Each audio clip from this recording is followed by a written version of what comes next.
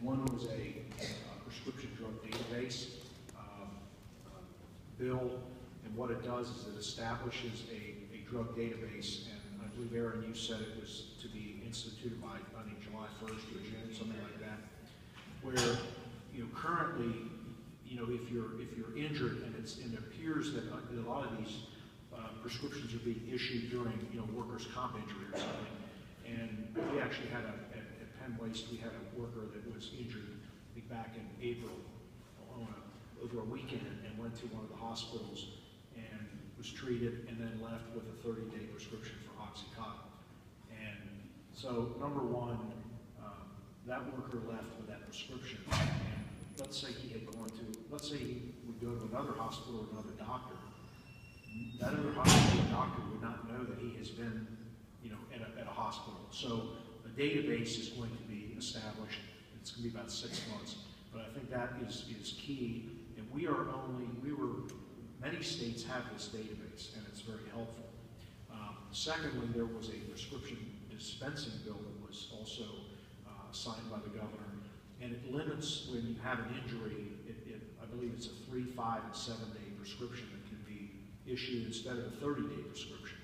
But you know, one of three things, that worker that went to the hospital that Saturday evening, you know, got the 30-day prescription for Oxycontin, one of three things are going to happen. He's either going to take the 30-day prescription, become addicted most likely, or he's not going to take the whole prescription, and it's going to sit in a, you know, medicine cabinet.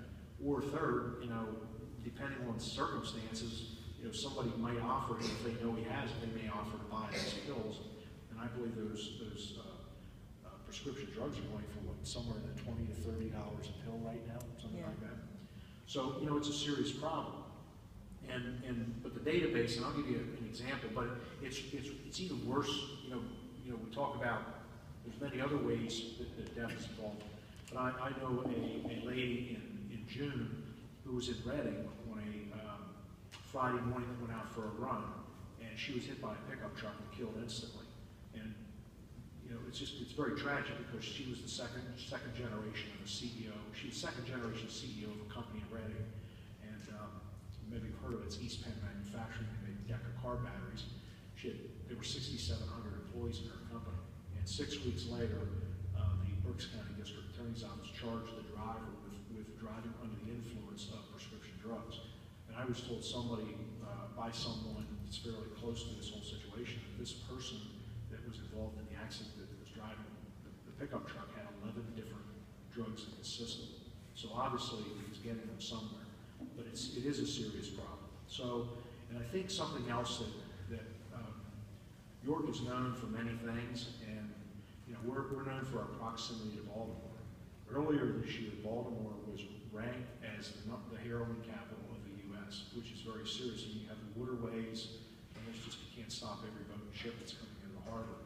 But you know, if we go out here on George Street, we're 55 miles from downtown Baltimore.